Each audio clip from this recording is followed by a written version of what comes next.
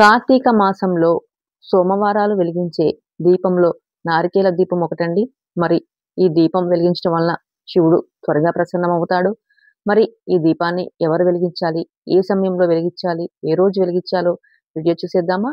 ముందుగా నా ఛానల్ చూస్తున్న వారందరూ నా ఛానల్‌ని సబ్స్క్రైబ్ చేసుకోండి. మన ఛానల్ సభ్యులందరికీ కార్తీక మాసం శుభాకాంక్షలండి. మరి సోమవారాలు ప్రదోష కాలంలో అయితే ఈ దీపాన్ని శివుడి ముందు వెలిగించాలండి. లేదు ఆరుద్ర నక్షత్రం రోజు గానీ, మాస శివరాత్రి రోజైనా కానీ వెలిగించవచ్చండి. కార్తీక మాసంలో కుదరని వాళ్ళకి ప్రతి నెల వచ్చే మాస శివరాత్రి రోజు కానీ, లేదంటే ఆరుద్ర నక్షత్రం రోజు కానీ వెలిగించవచ్చండి. మరి పూజకు కావాల్సిన సామాను మొత్తం ముందే సిద్ధం చేసుకోవాలండి. శివుడి పటము, దీపం వెలిగించడానికి కొబ్బరికాయ, అలాగే పువ్వులు, పీట, అగరబత్తులు, ముఖ్యంగా మనకి నైవేద్యాలు, బిల్వపత్రము, శివుడికి ఇష్టమైనవి కదండీ! ఉమ్మెత్త పువ్వండి. ఉమ్మెత్త పువ్వంటే ఇంకా చాలా ఇష్టము. ఈ కార్తీక మాసంలో బిల్వపత్రాలు, ఉమ్మెత్త పువ్వులు పెడితే మాత్రం శివుడు తొందరగా ప్రసన్నమవుతాడండి.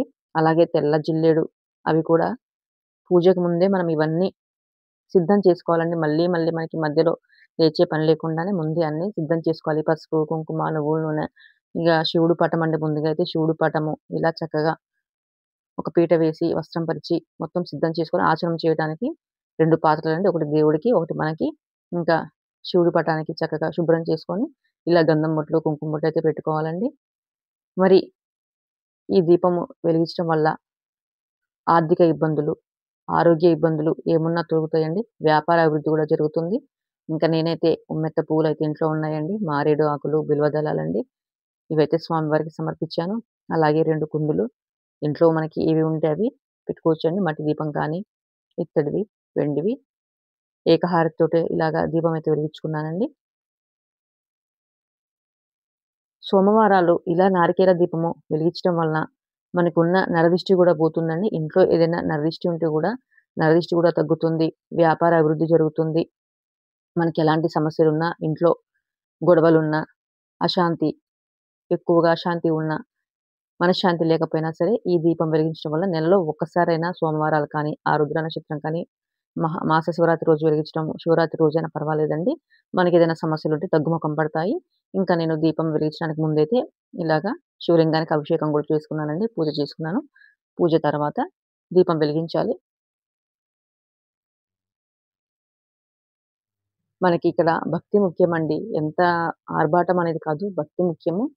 నేనైతే చక్కగా గులాబీ పూలు అలంకరించి, ఇంకా శివలింగానికి చక్కగా అభిషేకం చేసి, పసుపు, కుంకుమతోటి అలంకరించి, మళ్ళీ ఇప్పుడు నారికేల దీపాని కోసమయితే ఇంకొక వస్త్రం అయితే ఏర్పాటు చేసుకున్నానండి. ఇలా పీట వేసుకొని, పీటకి పసుపు బొట్లు, పసుపు, కుంకుమ బొట్లయితే వేసుకొని, బియ్యపిండి వేసుకోవాలండి. అష్టదళ పద్మం కానీ, ఇంకా ఏదో ఒక ముగ్గయితే పీట పైన వేసుకున్న తర్వాత ఇలాగ ఇత్తడి ప్లేట్ గానీ, రాగి ప్లేట్ గానీ పెట్టుకోవాలండి.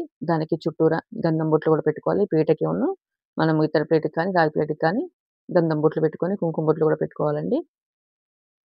ఎవరి నమ్మకం వారిదండి. కొంతమంది ఇలా చేస్తే అవుతుందా అనైతే అనుకుంటారు. కానీ నమ్మకంతో చేస్తే ఏదైనా అవుతుందండి. ఇంతకుముందు మనకి ఆనవాయితీ ఉందా? లేదా? మన పూర్వీకులు చెప్పారా? లేదా? అనేది కాదు కదండీ! మనం నమ్మకంతో చేస్తే ఏదైనా అవుతుంది అనైతే నేనైతే గట్టిగా నమ్ముతానండి. ఇంకా బియ్యం కూడా వేసామండి. మనకి కొబ్బరి చిప్ప ఆగటానికి బియ్యం కూడా వేయాలి. పసుపు, కుంకుమ వేసి ఇలాగ 3 కన్నులండి. ఇలాంటి చిప్పను మాత్రమే మనం తీసుకోవాలి. 2 చిప్పలుంటాయి కదండీ! అందులో ఒక దాంట్లో మనకి 3 కన్నులు శివుడితో సమానం కదండీ! అలా 3 కన్నులున్న కొబ్బరి చిప్పను మాత్రమే ఎంచుకోవాలి. అది మాత్రమే మనము దీపానికి వాడాలి. ఇంకా నువ్వుల నూనె గానీ, ఆవు నెయ్యి, కొబ్బరి నూనె ఏదుంటే అది. ఆవు నెయ్యి అయితే ఇంకా మంచిదండి. ఇక నేనైతే నువ్వుల నూనె వేశాను. ఇలాగ 2, 2 ఒత్తులు చొప్పున కలిపి 6 ఒత్తుల్ని 3 ఒత్తుల్లాగా చేసి శివుడికి ఇంకా 3 కన్నుల శివుడికి 3 ఒత్తులండి. త్రినేత్రుడికి చక్కగా 3 జ్యోతులైతే వెలిగించాలి ఇలాగ. ఏకహారతితో కానీ, అగరబత్తితో కానీ వెలిగించాలండి. నేనైతే ఏకహారతితోటి వెలిగించాను. ఇంకా తర్వాత గూడా 3 బొట్లయితే పెట్టానండి. 3 దీపాలకి కలుపున 3 బొట్లు గంధం బొట్లయితే పెట్టాను.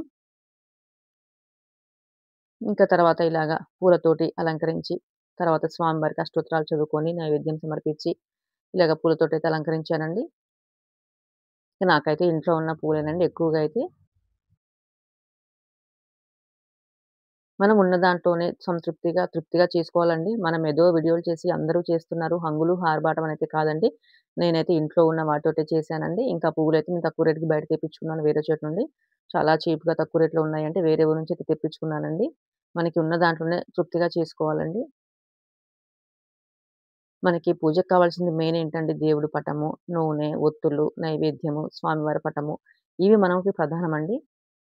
ఇంకా అగరబత్తి చక్కగా ధూపం, హారతి అన్నీ చూయించేసి నైవేద్యం గూడా సమర్పించానండి. ఇంకా మిగిలిన ఇంకొక కొబ్బరి చిప్ప ఉంటుంది కదండీ! దాంట్లో కొంచెం పంచదారతో గాని, లేదంటే ఇలాగ బెల్లం వేసైతే స్వామివారికైతే నైవేద్యం చూయించి తర్వాతైతే ఇలాగ తాంబూలం గూడా సమర్పించానండి. ఇంకా నారికేళ దీపం అయితే ఇంతటితో పూర్తయిపోయింది. మరి దీపం వెలిగిచ్చే ముందు మన మనసులో కోరికలు చెప్పుకొని, సంకల్పం చెప్పుకొని, ఇంకా శివుడికైతే దీపం అయితే వెలిగిచ్చాలండి. దీపం వెలిగిచ్చే ముందు ఖచ్చితంగా మన సంకల్పం చెప్పుకోవాలి. మన మనసులో కోరిక చెప్పుకోవాలి.